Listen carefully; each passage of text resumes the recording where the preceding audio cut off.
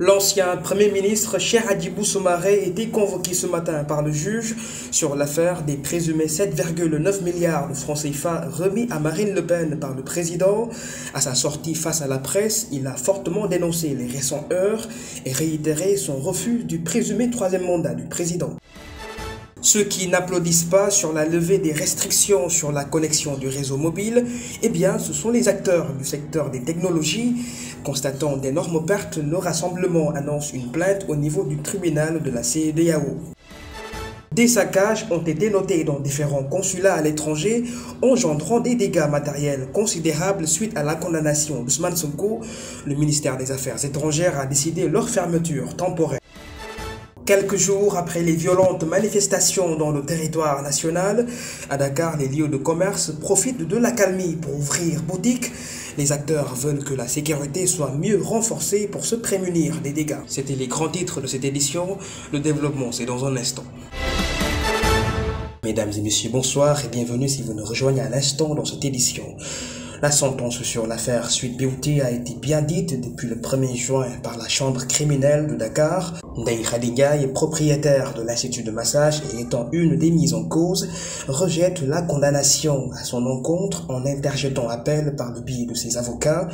Au même titre qu'Ousmane Sonko, qui était accusé de viol par la plaignante Adji Sarr et qu'il serait disqualifié de ces faits, Ndeye Khady Ndiaye est condamné à une peine de 2 ans de prison ferme, assortie de dommages et intérêts de 600 000 francs CFA. Nous y reviendrons dans nos prochaines éditions. Parlons de cette actualité à la une. Cheikh Hadjibou Soumaré est sorti du bureau du juge du 3e cabinet d'instruction du tribunal de Dakar face à la presse sans avancer sur le fond de sa convocation après 1 mois sous contrôle judiciaire sur l'affaire du présumé versement par le président de la République des 7,9 milliards de francs CFA à Marine Le Pen. L'ancien Premier ministre, misant sur le dialogue actuel, a interpellé le chef de l'État à veiller à la stabilité du pays par la renonciation au présumé troisième mandat. Écoutons l'ancien Premier ministre Cheikh Hadjibou Soumaré. Je connais mon cas, je crois je le dis en toute sincérité. J'ai été interpellé, quand on m'a interpellé, même la première fois, quand je venais, les gens m'ont dit bon, on va vous accompagner, etc., on va faire ceci. J'ai dit non. Je suis interpellé, mes collègues sont là. J'ai dit non. On m'a interpellé, je vais y aller. Je vais répondre. Et c'est ça que j'ai fait. Et quand je suis venu plutôt, alors on m'a interpellé sur les faits, ce dont j'ai parlé. Donc je ne peux plus en parler. Nous sommes en conflit politique. Et quand on est en conflit politique, il faut que celui qui est dépositaire du mandat des Sénégalais par les urnes, en l'occurrence le président de la République, celui qui doit savoir qu'il est le président de tous les Sénégalais. C'est lui qui doit avoir le courage de ne pas écouter les gens qui nous disent prenez celui-là, prenez celui-là. Moi, ma personne n'est pas importante. On m'a mis dans cette situation, ça me fait du chaud. Vous comprenez, mais le problème, c'est le Sénégal et les Sénégalais. Nous sommes en train d'aller vers une dérive. Je suis persuadé que les personnalités de l'opposition y seront. Mais quand c'est un dialogue piégé, comme la fois dernière, personne n'y sera. Et moi, je n'y serai pas. Mais quand c'est un dialogue honnête, sincère, où il n'y a pas d'arrière-pensée, pour faire valider, je dis bien valider, parce que faire valider ceci ou cela, vous savez de quoi je parle. Je n'y serai pas et je suis persuadé que les gens de l'opposition ne seront pas. Macky Sall ne peut pas être dans le débat politique en 2024. C'est ça la réalité. Je l'évoquais dans les grands titres, l'alerte est toujours maintenue au regard de la menace sécuritaire engendrée par les récentes manifestations. C'est le cas à Ziguinchor où le gouverneur a rendu public un arrêté portant restriction temporaire de la circulation sur certains axes routiers stratégiques. Sont concernées les plages horaires de 7 h du matin à 16 h du soir. Les détails avec Ibrahim Monsali. Les conséquences des restantes manifestations constatées un peu partout dans le pays suite au délibéré du procès Ousmane Sonko Adji Sarr, le secteur du transport en fait les frais. Fortes décisions ont été prises par le gouverneur de la région de Ziguinchor.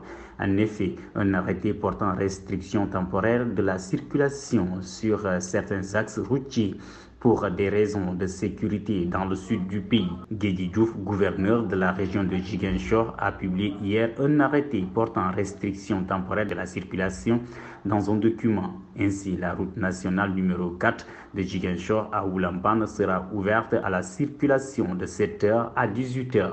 La route nationale numéro 5 de Bignona à Séléti sera ouverte à la circulation de 8h à 16h. Sur la route départementale numéro 205 de Djouloulou à Kafountine, la circulation sera contenue entre 8h et 16h. En ce sens, les autorités chargées de l'exécution de cet arrêté sont les préfets des départements de Bignona et de Ziguinchor, le commandant de la zone militaire numéro 5 de la Légion de gendarmerie sud jusqu'à nouvel ordre.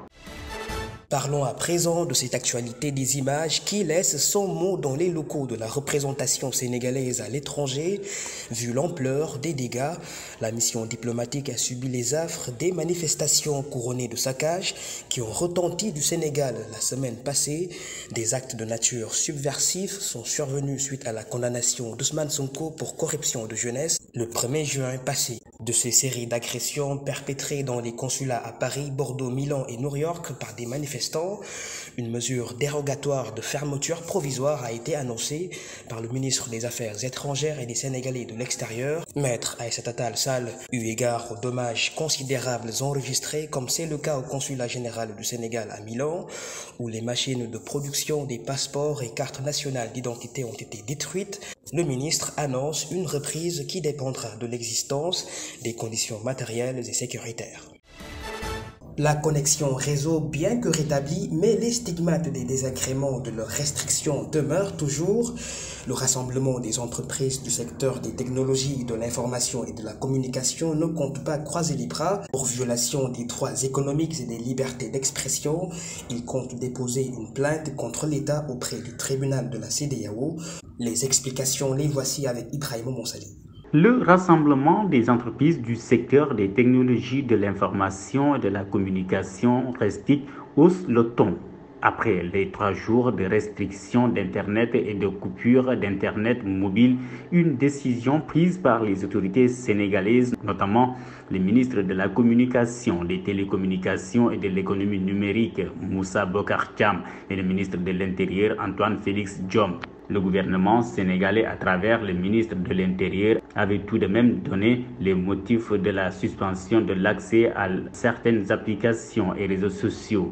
Une décision actée dans le but d'empêcher la diffusion de messages de haine ou d'appel à l'insurrection qui sont susceptibles d'envenimer la situation politique déjà très tendue. Le Restic compte déposer une plainte contre l'État du Sénégal auprès du tribunal de la communauté économique des États de l'Afrique de l'Ouest, CEDEAO, pour violation sur les droits économiques et liberté d'expression suite à la rupture observée dans le réseau d'Internet mobile au Sénégal. Cette plainte vise aussi les 3 opérateurs présents au Sénégal, détenteurs de licences d'Internet mobile sur le territoire national. Dans ce combat, le Restic ne sera pas seul car ils ont entamé une démarche pour associer toutes les associations d'usagers et de consommateurs, a souligné le président de cette association et ses collaborateurs. Ces restrictions d'Internet et de coupure d'Internet mobile ont occasionné un préjudice commercial et économique incalculable, précise-t-il. D'ores et déjà, la connexion aux données mobiles semble revenir à la normale. Le ministre de la Communication, des Télécommunications et de l'Économie numérique informe que la connexion Internet et des données mobiles est rétablie sans distinction de plage horaire dans un communiqué rendu public hier mardi. Les insignes étrangères, comme la société commerciale internationale française Auchan, faisaient partie aussi des cibles des manifestants. Les séries de saccages ont touché 7 des magasins, s'indigne manifestement Papa Samba Diouf, le directeur du développement et de la communication. Il s'agit de ceux implantés à Scat Urbam 1, Scat Urbam 2, si au quartier Croyoff, à Zagba aussi, Pikine, Soprim, situé aux Parcelles Asseli. Les boutiques Total Dior et Total Liberté 6 n'ont pas été épargnées des actes de vandalisme vandalisme et de pillage. Hors de Dakar, la société commerciale qui s'est implantée à Mbour aussi a été attaquée avec la partie comportant des produits non alimentaires incendiés. Les pertes financières ne sont pas encore estimées. Le chargé de communication de la société au Sénégal annonce que 300 employés seraient touchés par les incidents ravageurs enregistrés suite aux manifestations contestataires à la condamnation d'Ousmane Sonko. Autre préjudice toujours, cette fois-ci dans le football sénégalais, qui n'est pas épargné des affres détention dans le pays. Ce n'est pas un report, mais une suspension jusqu'à nouvel ordre sur toute l'étendue du territoire national des compétitions de football. Cette mesure de la Fédération sénégalaise de football concerne la Ligue de football amateur, de la Ligue de football professionnel, des ligues régionales de football et des clubs. L'instance sportive appelle à ses présidents respectifs au respect de cette disposition de la lettre circulaire. Parlons de sport, les compétitions de la Fédération sénégalaise de basketball sont temporairement suspendues. Le communiqué qui en a fait l'annonce informe une probable reprise de la première et de la deuxième division le 17 juin 2023 prochain. Le report de ces compétitions nationales ainsi que plusieurs autres activités sportives est entraîné par les manifestations qui sont survenues suite à la condamnation du leader du PASTEF Ousmane Sonko à 2 ans de prison ferme pour corruption de la jeunesse. Le train express régional a repris ce lundi ses trentaines de kilomètres de tronçons après des contraintes liées aux manifestations passées. Si la bonne nouvelle est bien accueillie par les dizaines de milliers d'usagers, les pertes en chiffre d'affaires qu'engendre le TER sont énormes. Le directeur de la Société nationale de gestion du patrimoine fait une estimation de pertes de 240 millions de francs CFA durant les 3 jours, dont 60 millions de francs CFA par jour. À cela s'ajoute l'endommagement de la gare de Rufisque après le passage des manifestants. Les coûts sont estimés entre 50 et 60 millions de francs CFA qui seront totalement pris en charge par les assurances. Le TER d'un investissement de l'État de 780 milliards de francs CFA transporte en moyenne 75 000 personnes par jour. Nous voilà arrivés au reportage du jour. Les commerces, les entreprises et autres lieux fréquentés reprennent timidement les activités en ces jours d'accalmie dans la capitale dakaroise. Étant impuissants face aux pertes de profit à résoudre les jours à venir, les acteurs appellent l'État à plus maximiser la sécurité des biens et des personnes. Reportage Emmanuel Sarr et Chertegan Cham. Après les violentes manifestations à Dakar, les populations commencent à s'approvisionner. C'est ces commerçants à Yoff. Ces derniers ont ouvert leurs cantines tout en constatant des pertes. Lorsqu'il y a manifestation, on ne travaille presque pas. On ferme nos boutiques quand ça commence à dégénérer et on reprend les activités lorsque le calme est revenu. C'est trop dur pour nous car ces derniers jours, on ne travaille presque pas. Aujourd'hui, c'est le 7 et jusqu'à présent, je n'ai pas encore payé le loyer. C'est grâce à cette activité que je parviens à subvenir à mes besoins familiaux. On ne peut pas accepter ces pertes car cela affecte toute la population. Tous les secteurs sont affectés, que ce soit le transport ou le commerce. En période de tension au Sénégal, nul n'est épargné des risques qui peuvent en découler. Par crainte de sécurité, ces commerçants prennent leurs dispositions. On a vraiment peur à chaque fois qu'il y ait des manifestations et il y a des gens qui profitent de la situation pour mener des actes de vandalisme. Nos boutiques ne sont pas épargnées. La police ne peut pas assurer la sécurité dans tous les quartiers. C'est à nous de prendre certaines mesures pour se mettre à l'abri des dégâts. Les manifestations peuvent dégénérer à n'importe quel moment. Il n'y a pas de dispositif sécuritaire dans cette localité, raison pour laquelle on ferme nos boutiques lorsqu'il y a des manifestations jusqu'à ce que le calme soit revenu pour que nous puissions continuer notre travail. Pour bien exercer leur activité commerciale, les commerçants exigent du gouvernement la mise en œuvre d'un dispositif sécuritaire commun à tous pour veiller sur leurs biens. Nous sollicitons l'aide de l'État en termes de sécurité, comme il le fait avec les grandes surfaces telles que Auchan. Nous sommes aussi des commerçants comme eux. On constate que le gouvernement n'a pas mis en exergue des stratégies pour protéger nos commerces. C'est de leur responsabilité, assurer notre protection. J'interpelle le chef de l'État Macky Sall à peser la tension politique car le dernier mot lui revient pour la stabilité du pays. Les manifestations récemment notées à Dakar ont engendré d'énormes pertes économiques sur la population.